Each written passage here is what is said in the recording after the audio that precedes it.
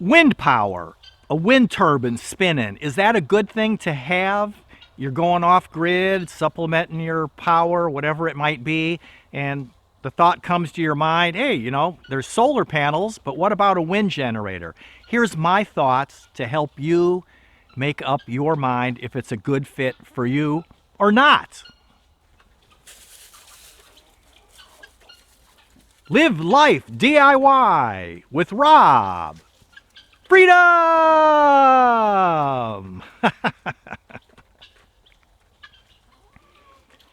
So you're thinking about maybe getting a wind generator. So, I've spent a lifetime studying all of this, and I just want to share with you my thinking on a wind generator, pros, cons, good, bad, and my thoughts based on real life experience and if it's a good fit for you. So the thing, you're probably thinking, I could just put up a pole and put a wind generator on it, and when the wind blows, it makes, power, that type of thing, and it might be a good investment. There was a study done by a fellow on a sailboat. He rigged up solar panels and he rigged up a wind generator with the same outputs, and he wired in a link monitor. He kind of wired it in backwards, if you will, so it measured the power coming in instead of normally it measures the power going out.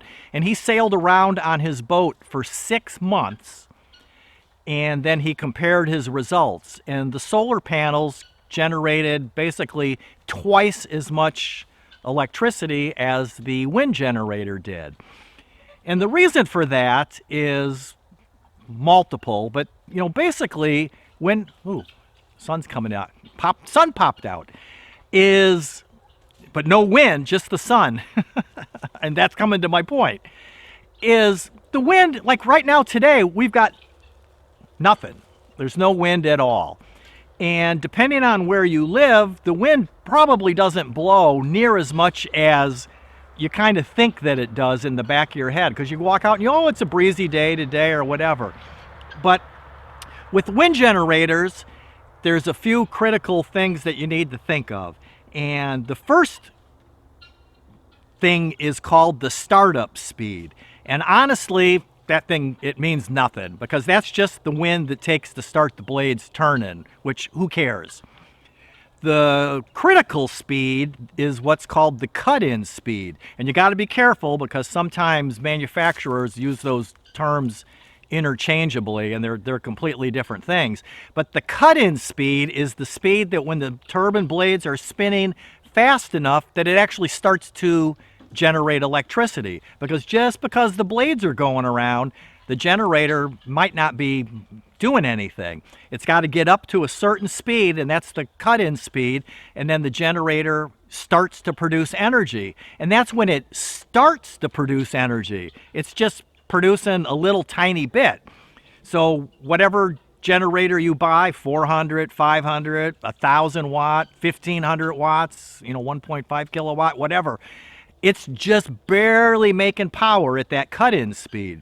And then as the wind blows more and more and more, the power goes up, the watts go up to the rated speed. And that's when you reach what the machine says it is. So if it's 1,000 watts, when you get to the rated speed of wind, you're outputting your 1,000 watts. And today's typical homeowner type generators, the cut-in speed is somewhere around 6-7 miles an hour. There are some that say 5, some that are 8 or 9, the bigger ones than that. The smaller ones start up a little quicker than the bigger size ones. So, that's the thing you want to think about. And if you look at a wind speed map here in the United States, the only place that even is close to having an average wind speed in the 6, 7, 8 mile an hour range is the middle of the country, what we might call the Plain States, just west of the Mississippi, from the Texas Panhandle up to the Dakotas. If you live east of the Mississippi, you don't have enough wind, honestly. And so your turbine's going to just sit there most of the time. Now, Again, this is generalizations. If you live on an island, if you live right on the coast of a big waterway, maybe the contour of the land, you got a hill or a valley or whatever, and you've got a little bit more wind than people half a mile down the road have. But generally speaking, if you live east of the Mississippi or on the west coast of the United States, you just really don't have the wind speed to warrant the investment of a turbine, because you've got the price of the turbine, you've got your pole tower that you're putting it on, the wires. And if you look at that, just to bring up that wind speed chart again, if you look up at the top, it says 30 meters. 30 meters is 100 feet up in the air. And just as a reference, here's a tree in our front yard, and my estimate, doing some measuring of shadows in that, is this tree is about 50 feet tall. So 100 feet is 2 times the height of this tree. Seems pretty ridiculous to think you're going to put a tower up 100 feet.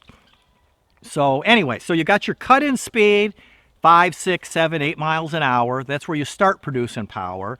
Your rated speed, which is probably somewhere in the neighborhood of 20 miles an hour. I mean, how often does the wind blow 20 miles an hour? You're picking up your lawn furniture and stuff because you're afraid it's going to blow away at 20.